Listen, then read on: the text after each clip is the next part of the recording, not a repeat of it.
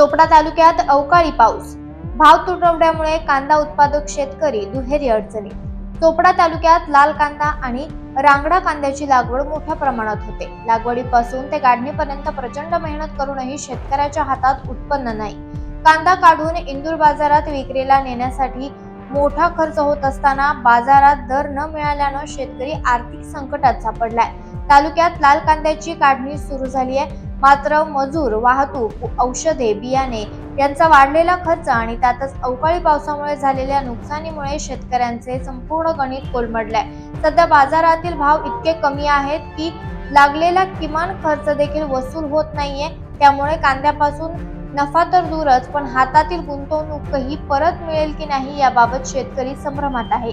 कांदा उत्पादक शेतकरी सांगतात की एकरीच लाखो रुपये खर्च करूनही बाजारात भाव नसल्यानं सर्व मेहनत आणि गुंतवणूक पाण्यात जात आहे। शासनाकडून कोणतीही हमी भावाची मदत न मिळाल्यास शेती करणं कठीण होणार आहे।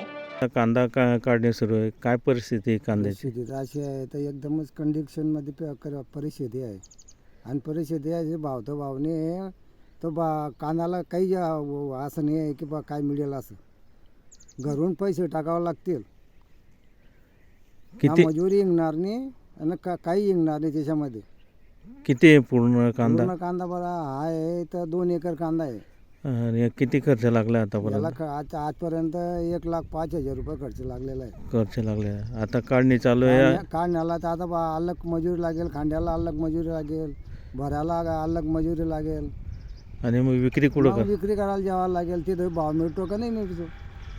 कुठं विक्री करता? इंदोरला करतो। इंदोरला घेऊन इंदोरला घेऊन जातो। गाडी करून घेऊन भाडं जास्त आहे, अजून जास्त आहे। यावर्षी आपल्याकडे कांदाची लागवड जास्त असते, परंतु पाणीमुळे सड जास्त झाले त्याच्यावाली, अवकाळी पाऊसमुळे। त्यामुळे जो लागलेला खर्च तो निघेल का? तो बी निघणार नाही, तो बी नाही निघणार। म्हणजे यावर्षी जो शेतकरी जो कर्जबाजारी लॉसमध्ये आहे आता, लॉसमध्ये आहे आता। अच्छा, काय नाव आहे बाबा? वसंत दामो बडगुजर। लोकनायक न्यूज